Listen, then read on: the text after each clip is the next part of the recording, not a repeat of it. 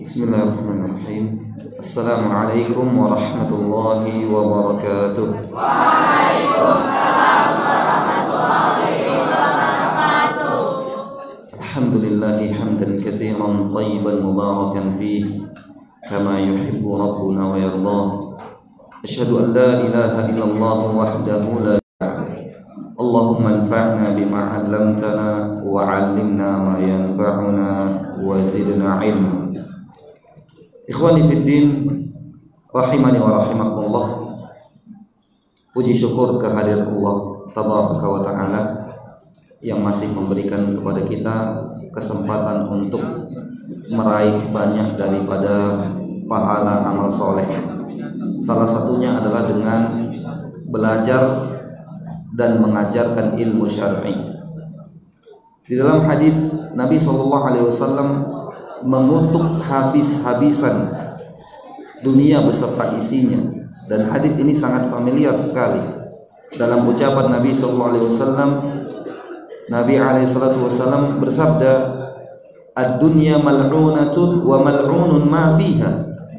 Dunia itu sangat terlaknat dan apa yang ada di dalamnya juga terlaknat.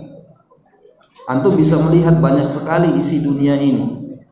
Ada makhluk hidup, ada gedung-gedung tinggi, dan yang lain-lainnya. Semua itu ternyata terlaknat di sisi Allah Subhanahu wa taala. Lalu Rasulullah SAW menyampaikan juga hal-hal yang keluar dikecualikan daripada ranah laknat itu. Salah satunya adalah orang yang belajar, al-alimu au muta'allim. Al-alimu au muta'allim, orang yang mengajarkan ilmu agama atau orang yang belajar ilmu agama. Ini disampaikan oleh Nabi SAW dalam bentuk pengkhabaran, sekaligus ada ancaman di sana bahwa dunia ini terkutuk, dilaknat oleh Allah Azza wa Jalla. Dan hari ini, pada kesempatan yang mulia ini, antum dan kita semua yang hadir pada kesempatan yang mulia ini tengah berupaya dan berusaha untuk keluar dari zona laknat Allah Subhanahu wa taala. Dengan cara apa? Dengan cara belajar dan mengajarkan ilmu agama. Dari sini juga kita bisa menarik satu kesimpulan, betapa tingginya ilmu agama maksudnya di dalam syariat Islam. Karena tidak ada sebuah dalil baik daripada ayat Al-Qur'anul Karim ataupun hadis-hadis Nabi SAW yang berbicara menerangkan tentang keutamaan ilmu, kecuali yang dimaksud itu adalah ilmu syar'i, tidak ilmu yang lainnya. Ini wajib dan patut untuk kita syukuri kesempatan-kesempatan seperti ini dan bermohon kepada Allah Subhanahu wa taala, berdoa kepada Allah Azza wa Jalla agar kesempatan-kesempatan ini dapat terulang di masa-masa yang akan datang dalam kurun waktu yang lama. Bahkan kalau bisa dimohonkan ini terulang seumur hidup, sepanjang hidup kita, yang dapat kita isi usia-usia kita itu kesempatan-kesempatan hidup untuk belajar ataupun mengajarkan ilmu syar'i. Sungguh sangat menggelengkan kepala ya, ananda semuanya dan teman-teman majelis guru, bahwa sebagian besar kaum muslimin tidak menghargai waktu yang mereka punya sebagai sesuatu yang berharga. Mereka menganggap waktu itu boleh dihabiskan begitu saja tanpa ada perhitungan nanti di belakang hari. Tidak demikian. Seorang boleh mengerjakan aktivitas apa saja menurut nafsu dan selera dia, tapi ingat ya, ada hisab. Kalau boleh beranalogi, antum belanja ke supermarket, ambil semua barang yang antum suka, tapi ingat di depan ada kasir yang siap menghitung semua yang apa? Barang-barang yang antum ambil. Tidak gratis, ada perhitungan. Andai kata itu berlaku di dunia, maka hisab di akhirat jauh lebih detail dan tidak akan meninggalkan satu hal yang terkecil pun. Ini yang harus kita renungkan, agar kita menjadikan kesempatan hidup, waktu yang kita punya, modal yang sangat berharga sekali. Di dunia inilah kita bisa melakukan sesuatu yang akan menyebabkan kebahagiaan untuk di akhirat. Kapan lagi kalau bukan di sini? Kapan lagi kalau bukan saat kita hidup? Karena hari esok belum tentu menjadi milik kita. Ya, ini harus kita renungkan. Senantiasa kita hadirkan bahwa waktu yang kita miliki ini sangat berharga sekali. Apalagi saat antum posisinya masih sebagai seorang pelajar atau siswa. Ini luar biasa. Nabi SAW dalam hadis yang ma'ruf dan sebagian antum juga menghafalkannya, bahwa salah satu dari 4 pertanyaan akhirat yang akan ditanyakan oleh Allah Subhanahu wa taala sebelum 2 telapak kaki anak Adam bergeser di akhirat kelak adalah tentang masa muda. Setelah Allah menanyakan tentang usia secara umum, pertanyaan terpisah tertuju kepada masa muda. Ada apa gerangan? Bukan apakah tidak cukup Allah Subhanahu wa taala bertanya kepada seorang hamba tentang umurnya, untuk apa dia habiskan? Apakah tidak cukup? Kenapa harus terpisah untuk masa muda? Pertanyaannya, kenapa harus terpisah? Kepada ulama mengatakan, simak baik-baik, karena masa muda ini adalah masa keemasan yang terletak di antara 2 kelemahan. Kelemahan yang pertama, kelemahan sebelum usia balik, saat antum balita, ya, masih pakai pampers, ya kan, pakai popok, ke kamar mandi harus dituntun, makan harus disuapin. Ini kelemahan. Kelemahan yang kedua ada pada usia tua. Sama, kembali lagi. Mungkin bisa saja pakai popok kembali, iya kan? Bisa saja dituntun ke kamar mandi untuk melakukan atau buang hajat dan seterusnya. Ini kelemahan. Di antara 2 kelemahan ini ada namanya usia muda atau masa muda. Kalau dilalaikan oleh seorang pemuda, oleh seorang pemudi masa muda ini, maka dia akan menuai kekecewaan yang sangat besar. Dia akan menuai penyesalan yang sangat luar biasa. Makanya banyak sekali kita ketemu dengan orang tua yang sudah melalang buana, mengerjakan ini, mengerjakan itu, akhirnya kembali bersimpuh ke majelis ilmu dengan dia datang dengan segala penyesalan yang dia lakukan di masa lalu. Ini yang harus antum camkan baik-baik. Pergunakan masa muda dengan semaksimal mungkin, diisi dengan belajar ilmu syar'i.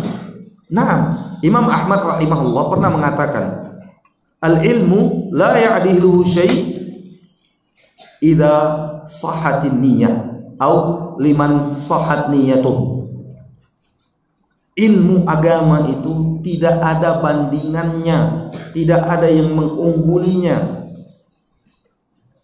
bagi orang-orang yang tulus dan benar niatnya. Lalu Imam Ahmad ditanya, bagaimana wahai Imam untuk membenarkan niat? Imam Ahmad rahimahullah menjawab, yanwi an yarfa'a an nafsihi al-jahla wa an ghairi. Dia berniat untuk mengangkat kebodohan dari dirinya dan dari orang lain. Isi waktu-waktu antum dengan ilmu, bertanya, membaca, ya, menghafal dan seterusnya.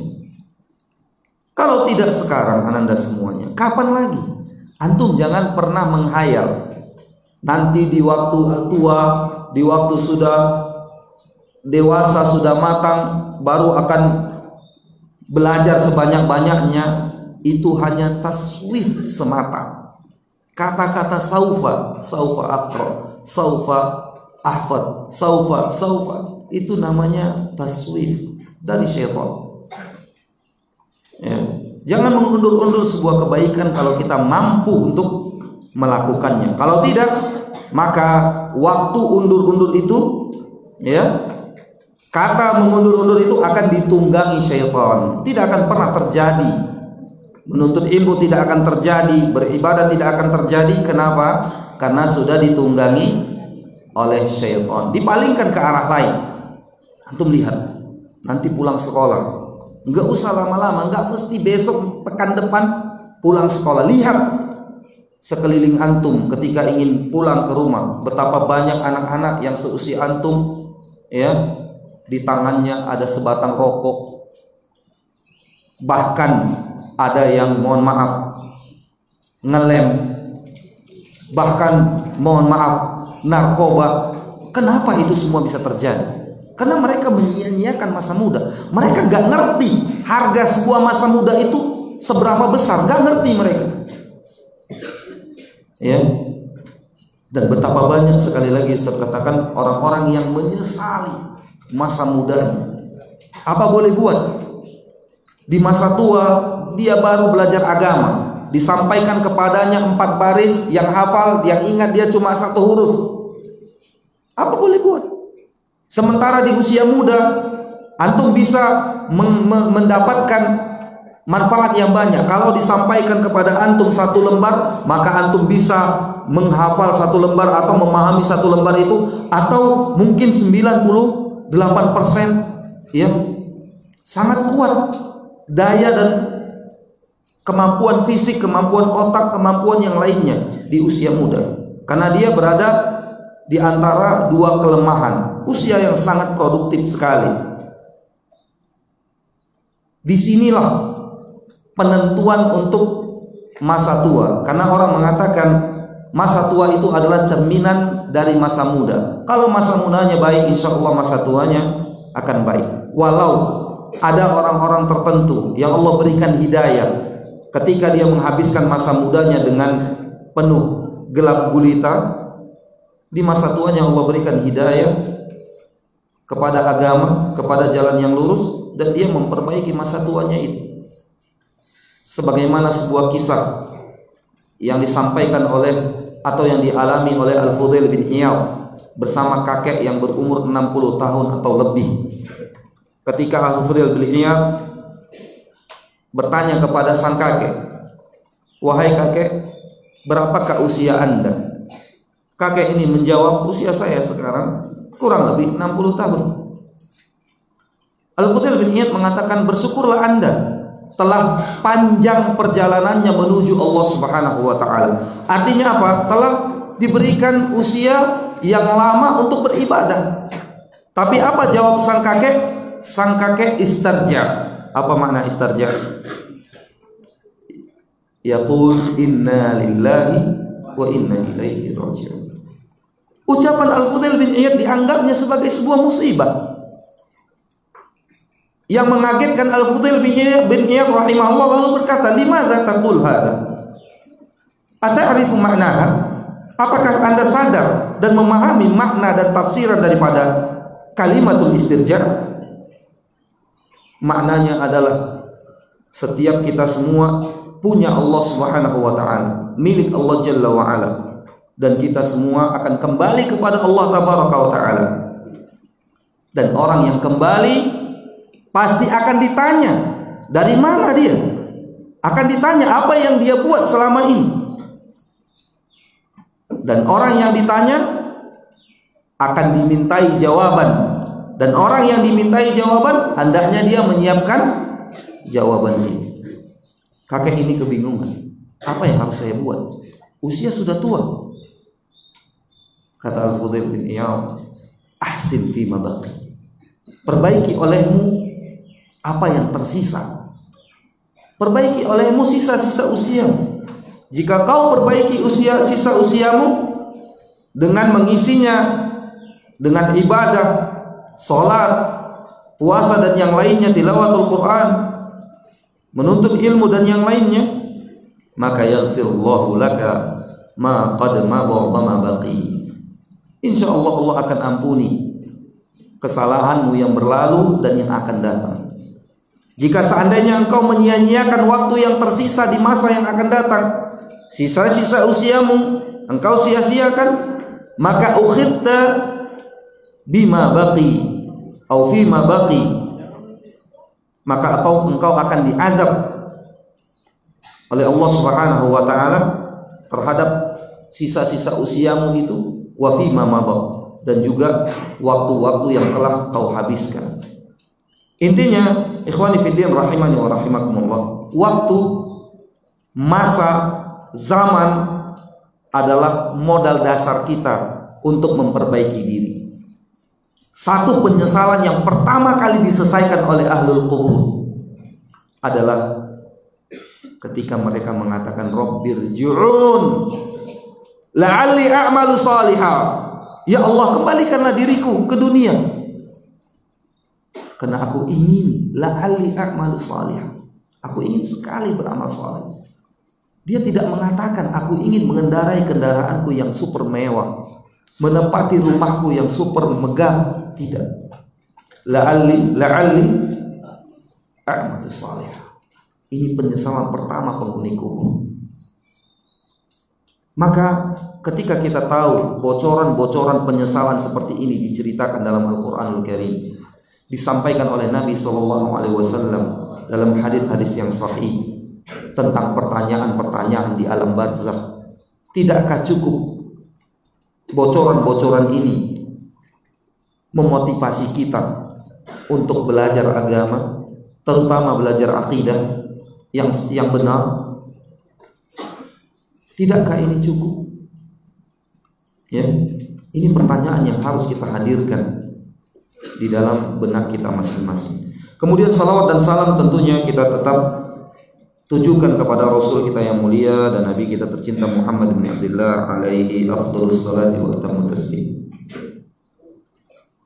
Ikhwani fiddin rahimani wa rahimakumullah, pada kesempatan yang mulia ini kita mencoba untuk membaca materi kita, yaitu materi akidah yang telah kita sepakati. Kita membaca kitab Al-Irsyad ila Sahihil I'tiqad wa Raddu ala Ahli Asyirki wal Ilhad, karya Ad-Doktor Saleh Ibn Fauzan Ibn Abdullah Al-Fauzan hafizahullah ta'ala. Kitab ini belum sempat kita temukan PDF-nya, tapi sepertinya sudah diterjemahkan ke dalam bahasa Indonesia.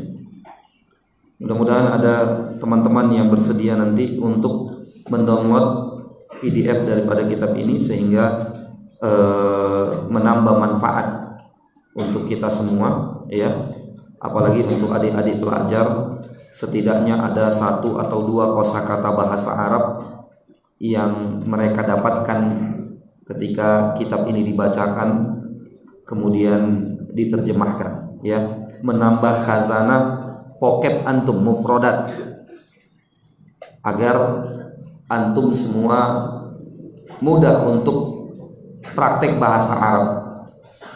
Ingat, bahasa itu kuncinya dipraktekkan. Jangan capek-capek belajar kitabun, nanya ke teman mana buku, sini sama aja, nggak ada gunanya, ya. Ngafal mufrodat siang malam, kitabun, nanya ke temannya mana buku saya, ini sama aja. Kunci kesuksesan berbahasa apapun bahasanya adalah praktek. Jangan takut salah. Jangan takut salah antum. Kalau dalam proses belajar mengajar antum takut salah, kapan lagi antum mau belajar? Iya. Tapi bukan berarti kita tidak perhatian dengan sebuah kesalahan. Pokoknya ngomong saja, nggak peduli rambu-rambu, enggak. Maksudnya antum praktek, kalau ada kesalahan dibenahi. Nah, pembenahan itulah yang nanti akan antum ingat dalam waktu yang lama. Ya. Dipraktekkan bahasanya. Mufradat kosakata yang sudah didapatkan dipraktekkan. Walau dengan bahasa Indonesia misalnya. Dicampur-campur. Bagi yang belum bisa penuh untuk berbahasa asing, bahasa Arab atau Inggris, ya, boleh dia praktekkan dengan dicampur-campur, mengikuti aturan sekolah. Nanti Ustaz katakan boleh bercampur-campur, Ustaz nggak ngerti, Ustaz di sini ada mata-mata, ada jasus, sehingga antum dibotakin semua misalnya. Kalau itu Ustaz nggak tanggung jawab. Maksudnya perhatikan aturan sekolah juga, ya. Baik, kita baca. Yaqulu al-muallifu hafizahullah. Bismillahirrahmanirrahim. Penulis, siapa tadi penulisnya? Hah? Siapa? Antum. Hah? Sebelahnya minta bantuan. Siapa penulis buku yang akan kita baca ini? Hah? Nggak tahu. In kunta la tadri fatilkal musibah wa in kunta tadri fal musibatu a'zam. Apa artinya?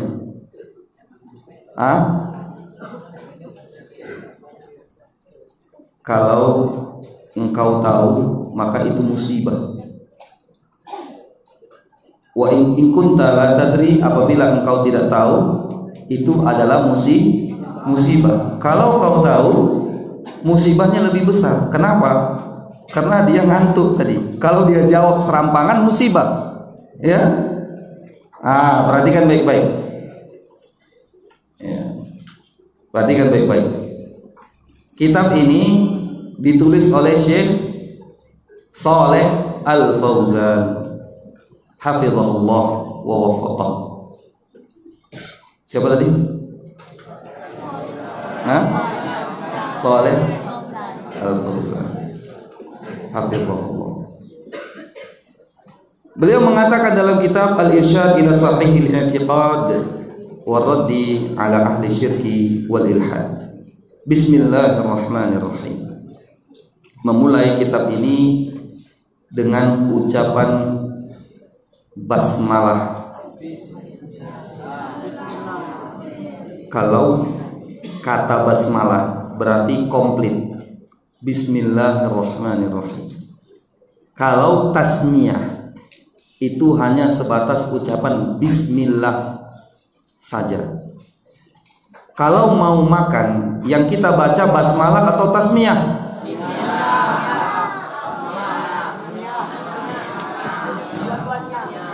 Ulangi, kenali istilah-istilah ini dengan baik.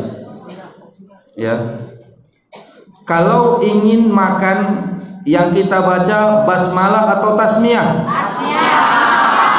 Apa ucapannya? Bismillah. Kalau ada moderator mengatakan acara ini kita buka dengan basmalah, maka apa yang diucapkan? Bismillahirrahmanirrahim. Ini antum harus ingat, karena ketika antum baca nanti buku-buku, umpamanya dalam panduan berwudu dianjurkan membaca tasmiyah umpamanya, maka yang dibaca hanya bismillah saja. Nabi SAW mengatakan, ya ghulam, qul biyaminik wa qul mimma yalik. Wahai anak kecil, makanlah dengan ya ghulam samillah wa qul biyaminik wa qul mimma yalik. Wahai anak kecil, samillah, bertasmiyahlah. Maksudnya membaca bismillah. Ini dalil kalau mau makan baca bismillah, bukan membaca basmalah, tapi membaca tasmiyah. Waleh, jelas? Baik. Apa fungsinya? Apa fungsinya? Salah satu yang disebutkan oleh para ulama, huruf ba yang ada pada awal kalimat tasmiyah atau basmalah, fungsinya salah satunya adalah untuk al-isti'anah. Ma makna al-isti'anah ya syabab? Ma makna al-isti'anah ya syabab? Meminta pertolongan kepada Allah Subhanahu wa taala, baik di masa lapang maupun di masa sulit. Ini yang kita baca ketika kita salat. Iyyaka na'budu wa iyyaka nasta'in. Beristi'anah kepada Allah Subhanahu wa taala dalam setiap kondisi. Tidak hanya dalam kondisi sulit saja. Kalau dalam kondisi sulit meminta pertolongan kepada Allah Azza wa Jalla, istilahnya lain. Namanya istiqomah. Asbun.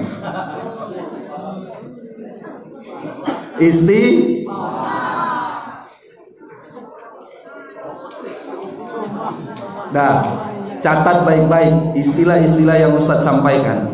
Ini dasar-dasar ya, perlu untuk antum catat. Kalau meminta perlindungan kepada Allah, meminta pertolongan kepada Allah Azza wa Jalla di setiap kondisi, artinya dalam kondisi lapang maupun sulit, namanya al-isti'anatu. Kalau hanya meminta pertolongan kepada Allah di masa sulit saja, maka namanya al-istighatsah. Al-istighatsah. Banyak dalil-dalil dari Al-Qur'an maupun hadis Nabi sallallahu alaihi wasallam yang berbicara tentang al-isti'anatu wal istighatsah. Intinya ya, Bismillahirrahmanirrahim, ba yang ada di sini di awal kata tasmiyah atau basmalah ini, salah satu fungsinya adalah untuk al-isti'anah, meminta pertolongan kepada Allah Azza wa Jalla. Karena memang seorang hamba, seorang makhluk ya, itu penuh dengan kelemahan. Penuh dengan kelemahan, ketidaksempurnaan. Coba antum amati. Allah Azza wa Jalla meminta kita untuk mengamati apa yang ada pada anfusikum, pada diri kalian. Dari ujung rambut sampai ujung kaki, manusia itu penuh dengan kotoran. Di rambut ada kutu atau minimal ketombe, ya. Kemudian di kulit banyak, mohon maaf, mungkin ada daki. Di dalam perut ada kotoran. Di sela-sela kuku, jangan tanya lagi. Makhluk yang lemah. Dan Allah Subhanahu wa taala nyatakan demikian. Manusia diciptakan dalam keadaan lemah. Dia butuh kepada yang Maha Kuat, yaitu Allah Tabaraka wa taala. Yang ingin Ustaz katakan ananda semuanya, apapun kegiatan, aktivitas yang positif, ingat, yang positif, maka dianjurkan untuk dimulai dengan basmalah. Dalam hadis yang maknanya sahih, walaupun sanadnya dikomentari oleh sejumlah para ulama dan tidak sedikit yang mendhaifkannya, Nabi alaihissalatu wasallam atau hadis ini mengatakan, kullu amrin dzibalin la yubda'u fihi bi basmalah fahuwa aqwa au abtar. Setiap perkara yang positif tidak dimulai dengan basmalah, maka perkara itu akan cacat. Akan cacat, tidak sempurna. Betapa banyak orang menganggap pekerjaannya sukses, hasilnya maksimal, walau dia tidak memulai pekerjaannya itu dengan basmalah. Tapi ada nilai-nilai keberkahan yang hilang dari hasil pekerjaannya itu. Gaji yang tidak cukup, entah kemana, baru di pertengahan bulan sudah habis. Ini bisa jadi efek negatif dari sebuah pekerjaan positif yang tidak dimulai dengan basmalah. Keberkahannya akan berkurang karena dia tidak beristi'anah, tidak meminta tolong kepada Allah Subhanahu wa ta'ala. Yang mana Allah Jalla wa ala kalau dimintai pasti akan diberikan diijabah. Tidak ada orang yang rugi dalam meminta berdoa kepada Allah Subhanahu wa ta'ala. Tidak, sama sekali tidak. Karena doa itu sendiri adalah ibadah.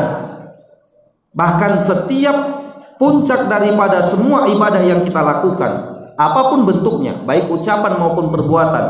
Contohnya sholat misalnya, ya, dari mulai takbiratul ihram sampai salam, inti daripada sholat itu adalah doa. Minimal seorang yang sedang sholat mengharapkan pahala dari sholatnya. Bukankah harapan itu sama dengan doa, permohonan kepada Allah Subhanahu wa ta'ala? Maka puncak atau inti dari semua ibadah adalah doa. Seorang yang berdoa kepada Allah Azza wa Jalla tidak akan merugi sama sekali. Tidak akan merugi. Allah Subhanahu wa ta'ala akan memberikan buah manis dari doanya tersebut, walau tidak berbentuk seperti apa yang dia inginkan. Dia minta A, akan dikabulkan A, walau tidak seperti ini, tetapi sama sekali tidak ada kerugian dalam sebuah doa yang dimohonkan kepada Allah Subhanahu wa ta'ala. Ya, kadangkala yang membuat seorang hamba berputus asa meminta berdoa kepada Allah Azza wa Jalla, karena kerap sekali dia meminta A misalnya, tidak kunjung diijabah oleh Allah Subhanahu wa ta'ala permohonannya. A tadi tidak pernah dia dapatkan. Akhirnya dia berputus asa karena ketidakpahamannya, karena dia tidak ngerti bahwa doa itu ada ganjaran positifnya. Akhirnya dia berhenti berdoa kepada Allah Azza wa Jalla. Doa itu ya syabab, tidak hanya kita minta wujud A, maka Allah akan berikan wujud A. Tidak. Bisa jadi Allah tangguhkan pengijabahan doa itu sebagai sebuah pahala yang kita raih nanti di akhirat. Atau Allah palingkan musibah dan rasa tidak nyaman yang seharusnya kita temui menjadi hilang dari kita, tidak kita temui. Ini sangat banyak sekali kalau kita mau merenungi peristiwa-peristiwa dalam kehidupan. Ada yang hampir nyaris jatuh dari motornya, ada yang hampir nyaris tinggal kelas, ada yang hampir nyaris apalagi macam-macam. Itu tidak terjadi. Boleh jadi itu tidak terjadi. Hal-hal yang tidak diinginkan itu tidak terjadi. Boleh jadi itu adalah buah daripada doa yang belum atau tidak diijabah dalam bentuk permintaan kita. Wadah ya syabab? Jelas? Baik, kita fokus kembali kepada basmalah. Iya. Di sini ada 3 nama Allah Subhanahu wa ta'ala sekaligus disebutkan Ar-Rahman Ar-Rahim. Perbedaan yang mudah untuk kita kenali antara Ar-Rahman dengan Ar-Rahim, bahwa Ar-Rahman Allah Maha Pengasih, kasih sayang Allah Subhanahu wa ta'ala meliputi semua makhluk, baik yang mukmin maupun yang kafir. Antum lihat, banyak tidak orang-orang kaya tapi kafir? Banyak. Yang matanya sipit tapi dunia nampak sama dia semua. Banyak tidak? Banyak. Antum matanya membelalak gini, tapi ditanya siapa penulis kitab ini, nggak tahu Ustaz. Kalah antum sama mereka. Matanya sipit tapi dunia nampak jelas sama dia. Ya, dia lihat, kita lihat di situ hanya rawa-rawa, tapi dia melihat rawa-rawa itu ada emas.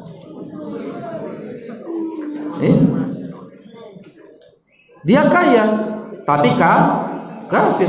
bahkan sederet konglomerat kelas dunia mayoritasnya orang kufar. Ini bukti daripada Allah berikan kasih sayangnya kepada orang kafir. Harta nikmat atau tidak? Nikmat atau tidak? Nikmat. Allah berikan kepada orang kafir. Tapi hanya sebatas di karena dunia ini beserta isinya tidak ada harganya di sisi Allah Azza wa Jalla. Bahkan tidak bisa menyaingi satu helai sayap nyamuk. Antum jangan satu helai sayap nyamuk, berpuluh-puluh nyamuk antum pukul dengan tanpa ada belas kasih sedikit pun. Nah, sayap nyamuk itu ya, sehelainya itu lebih berharga di sisi Allah Azza wa Jalla daripada dunia yang direbut-rebutkan oleh orang-orang di dalam dunia ini. Antum lihat pagi-pagi antum pas mau sekolah itu subhanallah macet. Ustaz sering mengatakan, ini orang mau ngapain sih? Ya, pagi-pagi keluar mau ngapain ini semua? Ternyata ada tempat kerjanya masing-masing. Antum coba di jumlahnya puluhan bahkan ratusan ini. Ya, datang dari arah timur, barat, utara, selatan, ternyata mau ke sekolah. Ada aktivitas. Lihat, mereka berebut dunia ini yang tidak ada harganya sama sekali di sisi Allah Azza wa Jalla. Kalau seandainya dunia ini penting, berharga di sisi Allah Azza wa Jalla, maka Allah tidak akan pernah berikan minum kepada seorang kafir walau hanya satu teguk. Tapi karena dunia ini tidak berharga di sisi Allah Azza wa Jalla, Allah biarkan orang kafir menumpuk harta sebanyak-banyaknya.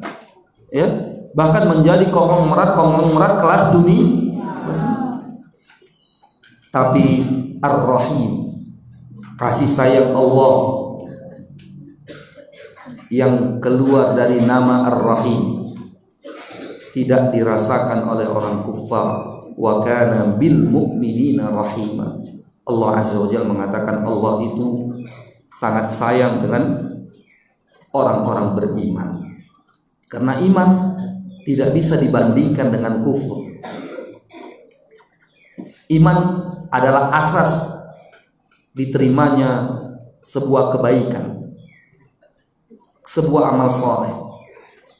Betapa banyak orang-orang kafir berinfak, bahkan ada yang membangun masjid, bahkan ada yang memperbaiki jalan.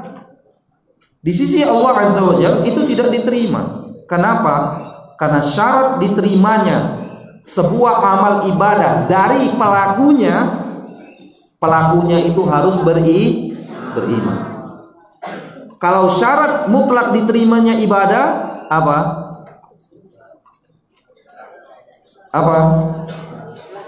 Ada dua, ikhlas kepada Allah Azza wa Jalla dan mengikuti petunjuk Nabi alaihi salatu wasallam. Hati-hati antum yang sudah duduk di jenjang SMP, ini harus bisa dibedakan. Ustaz ulangi, untuk diterimanya sebuah amal soleh dari pelakunya ada satu syarat, yaitu pelakunya harus, fa'ilnya harus beriman, mukmin.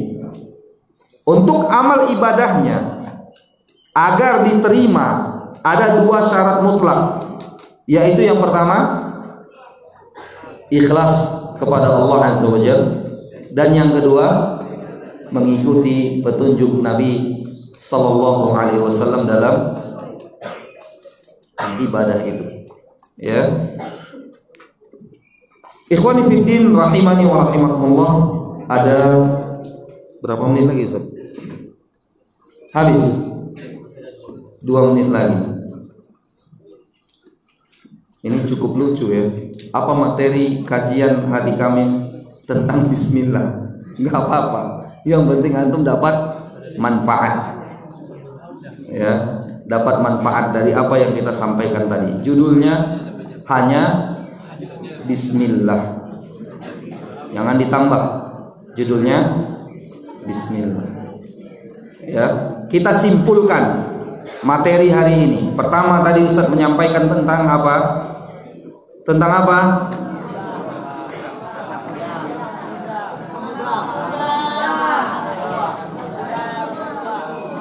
Tentang, iya, dalam bahasa lain tentang urgensinya waktu, nilai sebuah masa muda. Yang kedua tadi apa kita berbicara?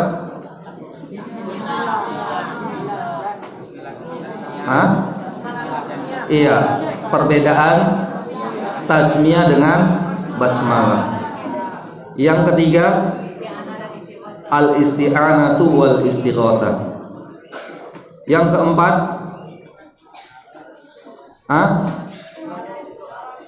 iya, inti dari semua ibadah adalah doa. Maksudnya apa? Minimal seorang yang beribadah memohon kepada Allah, berdoa kepada Allah agar diterima ibadahnya, diberikan pahala, dengan itu dia masuk surga. Yang terakhir,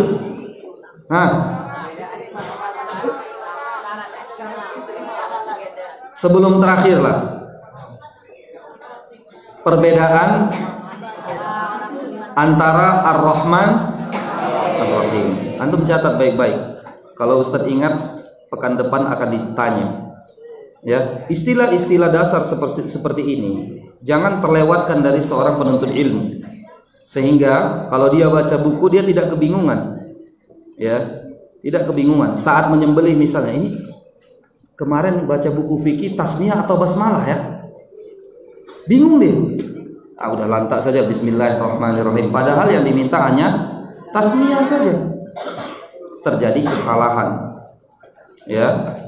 Kemudian yang terakhir apa tadi?